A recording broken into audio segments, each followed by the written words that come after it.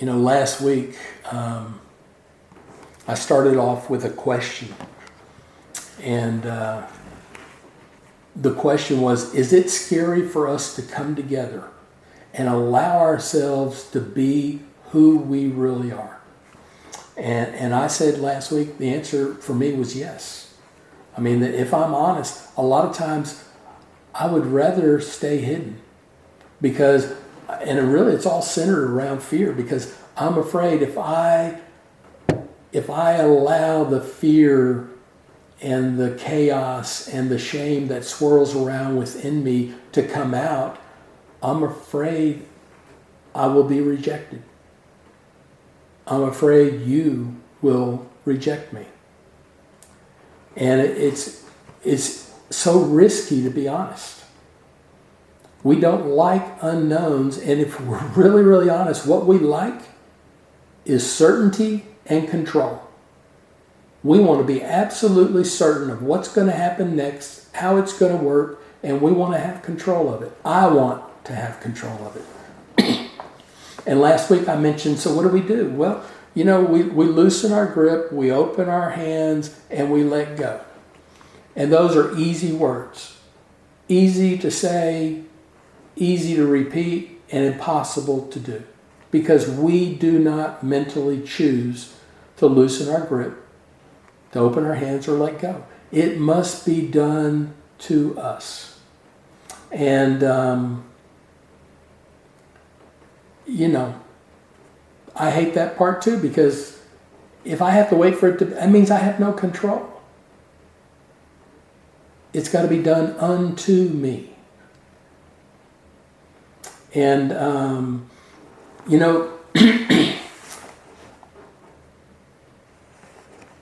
I'm jumping around here a little bit because when we talked about the life of Paul last week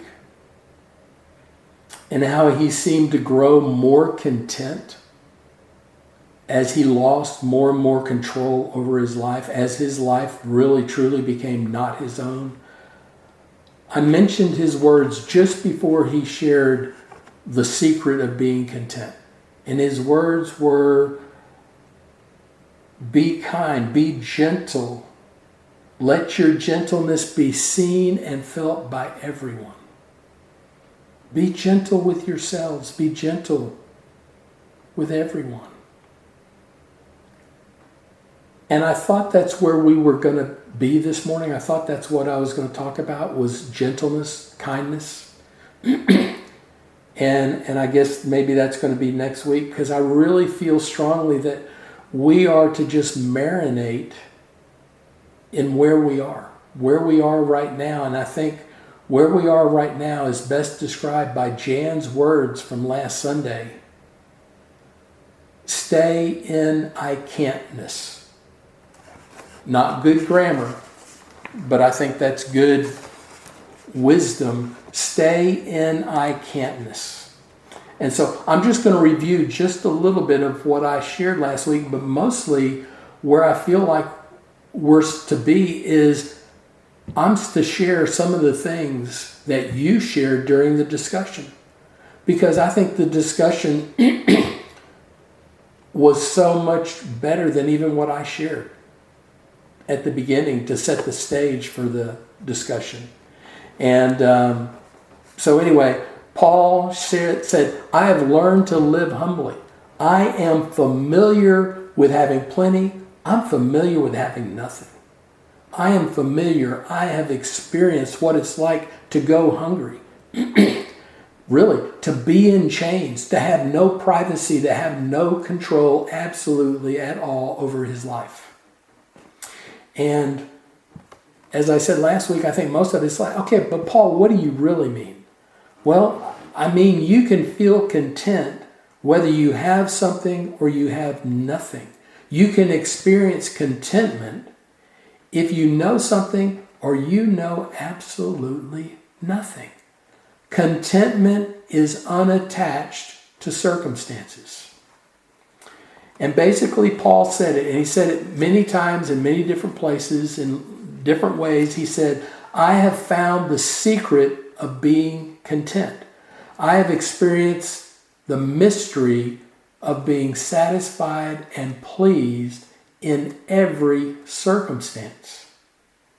I am abiding in a mystery where I already have all I need. I already have all I need. Y'all, that is a mystery. And even in that song that we just listened to, the assurance that I have all I need. And that peace that doesn't let us go. But how do we do that? We can't. It must be done unto us. And as I already said, Paul seemed to experience more and more contentment as he lost more and more control of his daily life. Also, we seem to experience more contentment when we trust God. Well, everybody's going to be, oh yeah, that's right. No, when we trust God instead of trying to understand God. See, trying to understand God, that's not trusting God. Contentment is a deep accepting of who we are, where we are, and what we do or do not have. And all of this is review. And life is simpler when we're not driven by a desire to have something we think we don't have. People who are content are less driven by their circumstances.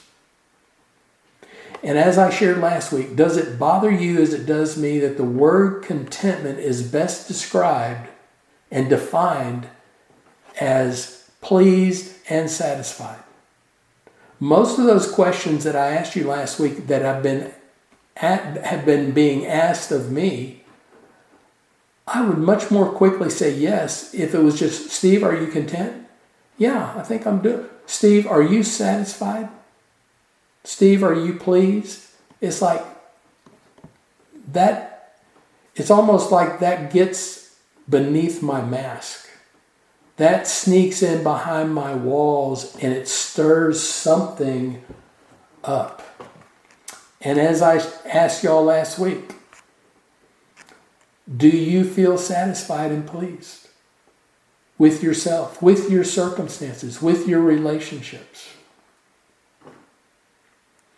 And do we realize God looks at us and he is so satisfied and so pleased? He looks at us and he sees something beautiful and wonderful. And I think as we begin to see ourselves as God already sees us, as God has always seen us, we begin to experience contentment. So are we satisfied with not knowing what's going to happen next? Are we pleased to abide in a mystery where we have no control? Are we willing to trust God instead of always trying to understand God? And as I shared last week, for me, I had to admit, you know what? I'm not content. I'm not satisfied with me. I'm not pleased with my circumstances. I'm not satisfied with my lack of control. I'm not satisfied with having to continually struggle. And you know, it's scary and it's wonderful. Because I think this is presence. This struggle, I want this, but I don't want this. I mean, it's the same thing Paul talked about over and over and over again. And really, I wonder, is this not what it means and what it feels like to be naked and unashamed? So that even in our struggle, we're surrendering. Yes, we are naked, and yes, we are unashamed. And I just want to share a few things that you guys shared last week. And a couple from over the last couple of weeks. Cynthia had mentioned, thank you for setting the stage and changing the norm for the way we communicate with each other. Gracie said, when you're honest, it makes me feel safe to be who I really am. Danny said last week, we're eager to see and be present each week. I would hate to miss. It's exciting to me. And during our discussion last week, it came up that We love the idea of being a butterfly, but we don't want to actually be a butterfly. I mean, we don't want to be transparent. We don't want to be needy. We don't want to have no control. We don't want to be unable to protect ourselves. We just like the idea of being a butterfly. And it also came up that we can't embrace uncertainty. We can't. We can try to. First of all, we want everything to be certain. But then when we find out it's not, we can try to embrace uncertainty, but actually what happens is uncertainty embraces us. And we begrudgingly allow it. And listen, we don't like allowing things. We're not very good at allowing things. And we don't understand it. We don't get it. We can't manipulate it. But what simply happens is we come to the end of ourselves and it gets us. God gets us.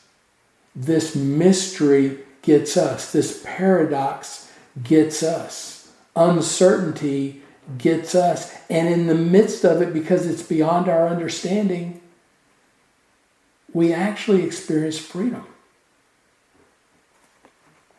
We get glimpses of this throughout our lives. And listen, it's addictive because I hate not being in control. And yet when I usually experience the greatest awareness is when I'm the most out of control. But yet I want more of that experience, even though it happens when my lack of control is the most exposed. Danny says, by the way, this is the great theologian Danny White, from the 21st century. Danny says what we're talking about is a peace that surpasses understanding. And we can't do anything to establish this awareness. I'm going to read that part again. We can't do anything to establish this awareness of peace. We just let it unfold. So we have to allow it.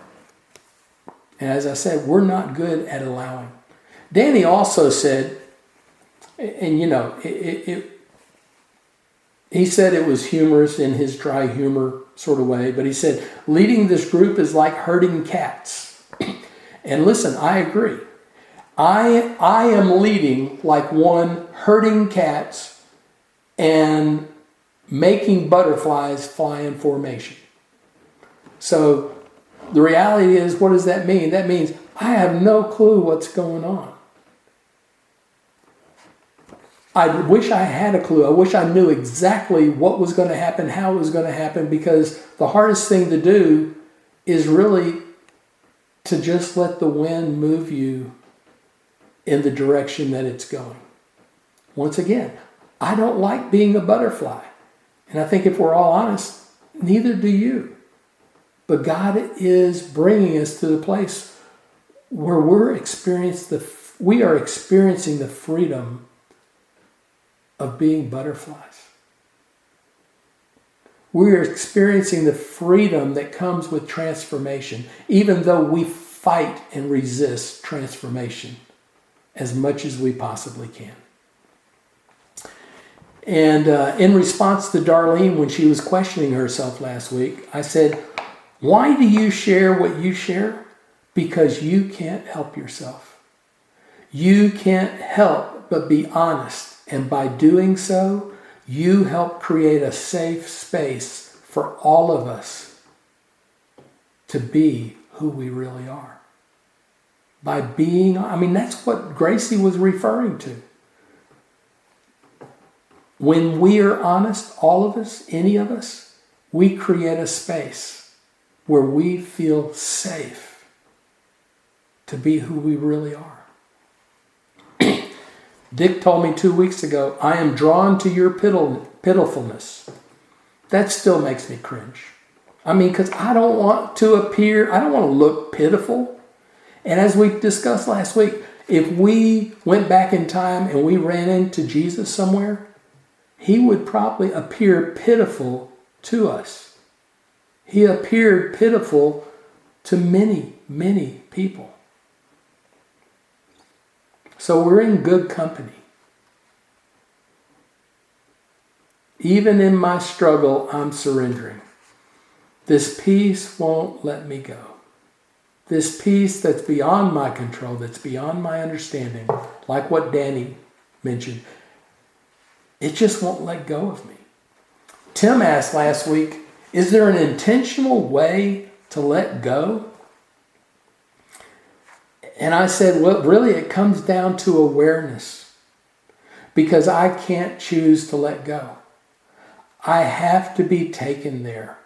You have to be taken there. And suffering seems to be the quickest path to awareness. I'm going to say that again. Suffering appears to be the fastest path to awareness.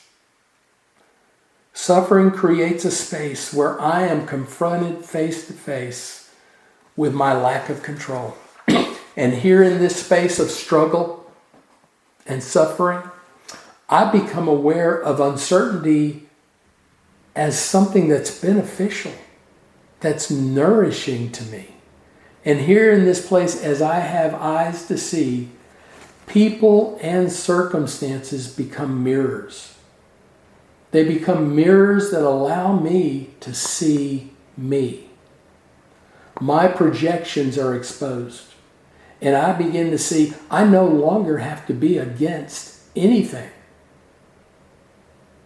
I am free to be for everything and everyone, which actually allows me to be for myself.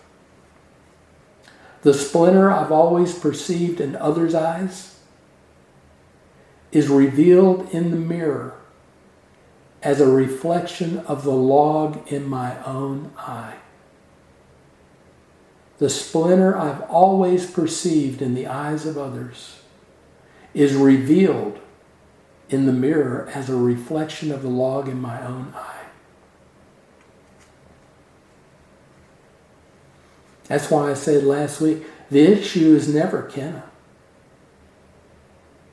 As we come to this place, as we enter this space, everyone becomes a mirror that reveals what's happening in ourselves. Our projections are exposed. So what do we do in the midst of this?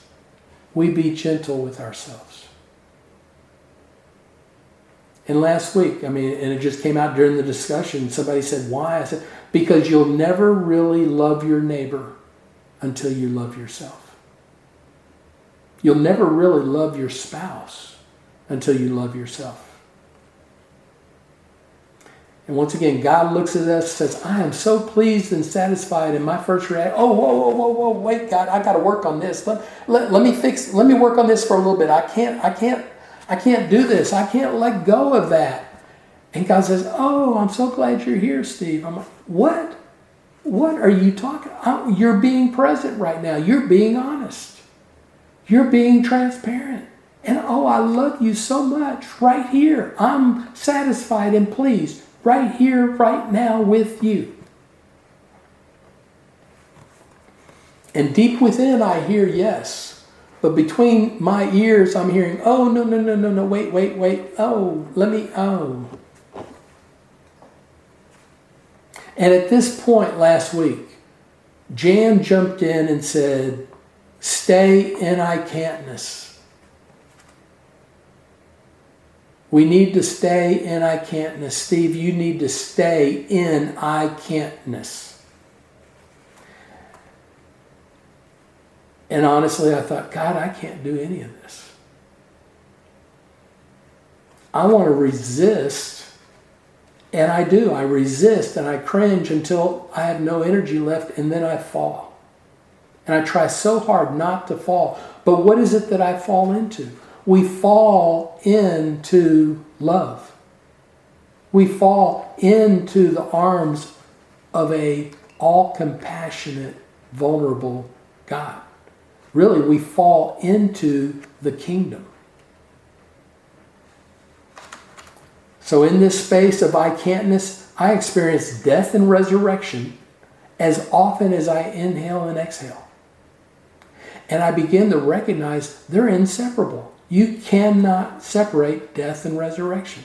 They're not one-time events. They're things you experience over and over and over and over again every single day. This is life. Actually, this is living and moving and being. And I feel like I'm beginning to see something.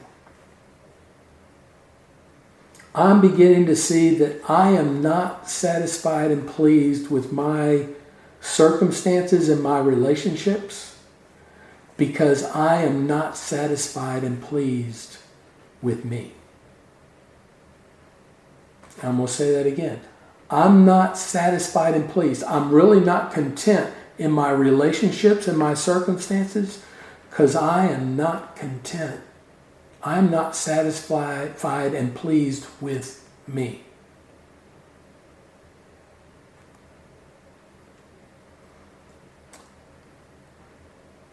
And I know from conversation, I'm not the only one here this morning that feels that way. So how do we fix this? We don't. And as somebody said, well, give me a real answer. Okay. But you don't like mystery and you don't like paradox, but really it's simple. It's real simple. I think I even talked about it a little bit with Jan. All you got to do is practice I can'tness. Welcome pain, sorrow, and suffering as friends. Rest in not knowing. Let go and become aware you're not in control. And then you'll be pleased and satisfied with yourself and with others. Well, I got to tell you, in a way, that excites me, but it also terrifies me. Because I can't practice I can'tness. I don't want to welcome pain, sorrow, and suffering. But somewhere in the midst of all of it, when I can't, and I really stay and I can't, even though it makes my brain hurt when I try to figure it out, something happens and I experience freedom. And I wrote this down this morning. I don't want to be naked, and yet nakedness is the only thing that exposes my shame as the lie that it is. Nakedness is the only thing that exposes my shame as the lie that it is. As long as I continue to try to wear a mask and to cover what it is I'm afraid of, shame has power. In nakedness, shame has no power. It's exposed as the lie that it is. And I desire to be unashamed, but I'm still afraid of being fully transparent, honest, and naked. And listen, and if you're not afraid of nakedness, then maybe you need to lead us, because if I'm honest, I struggle here every single day.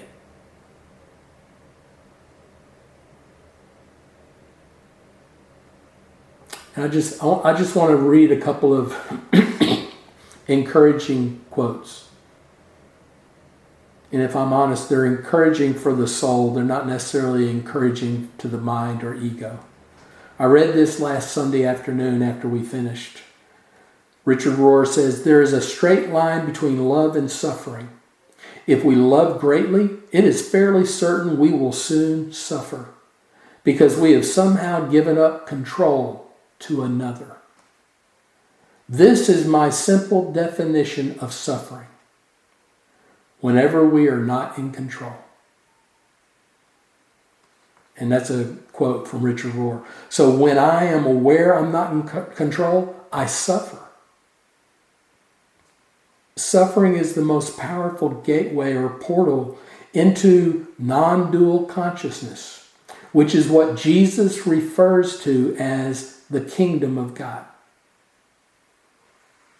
I wish there was an easier, more controllable path, but apparently there is not. St. John of the Cross, in the book Dark Night of the Soul, wrote, "If a person wishes to be sure of the road that they tread on, they must close their eyes and walk in the dark." You want to be sure? You want to be absolutely sure of the path that you're walking on? Close your eyes. Close your eyes and continue to walk in the dark. Carl Jung says, there is no coming to consciousness without pain. People will do anything, no matter how absurd, in order to avoid feeling their own soul. One does not become enlightened by imagining figures of light, but by becoming conscious in the darkness.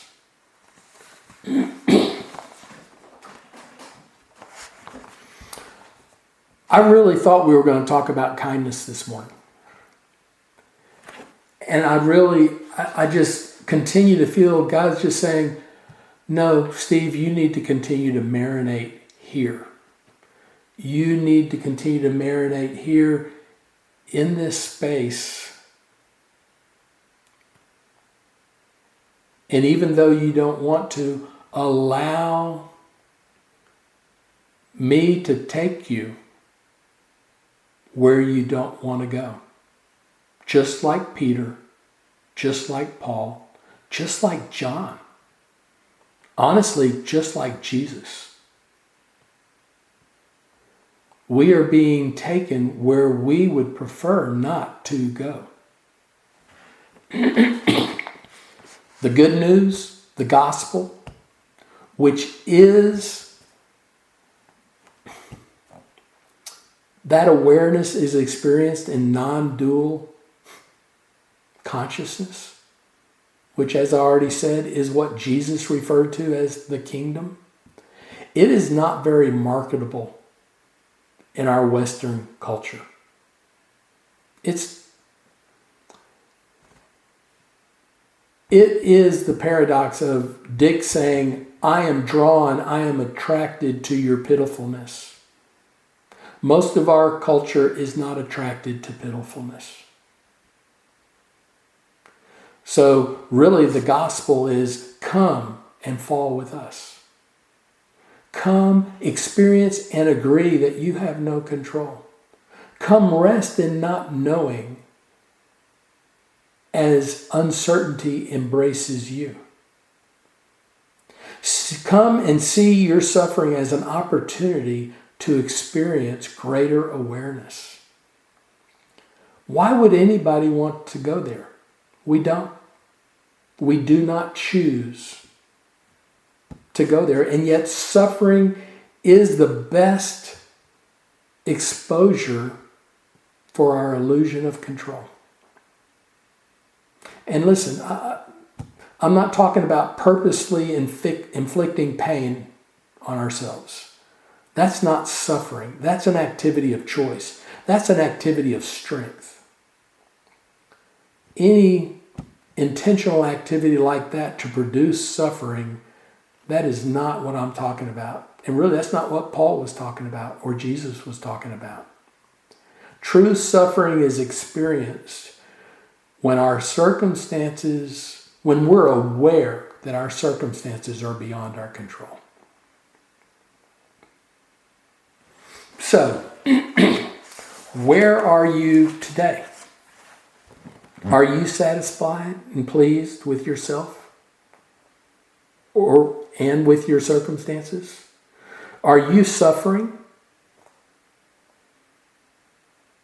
Or are you in control? That's a question that came out of that definition that Rohr gave about what suffering is. Suffering is when you are aware you're not in control. So today, are you suffering or are you in control? And we may think, well, suffering, well, I mean, that's bad. That's something we should avoid, right? Yes. We want to. Jesus did not want to suffer. He asked, if it be possible, let this cup pass from me. Suffering exposes our illusion of control and allows us to become aware, really, of the rhythms of grace. It allows us to become aware and to experience death and resurrection moment by moment by moment, as often as we inhale and exhale. This is life. This is mystery. This is joy. This is living, moving, and being alive in God. So my question this morning is, where are you? And also, I want, even as you're contemplating that answer, I just want to thank you, because what y'all shared last week in the discussion was so encouraging. It really was. Even at times when you didn't know it was encouraging. Darlene, what you shared when you said, well, why did I share? Why did I say? I mean, why? Because you were creating a space where we could all feel safe and be who we are. And this is wonderful. And it's scary as hell. And we don't really choose it. We get caught up by it.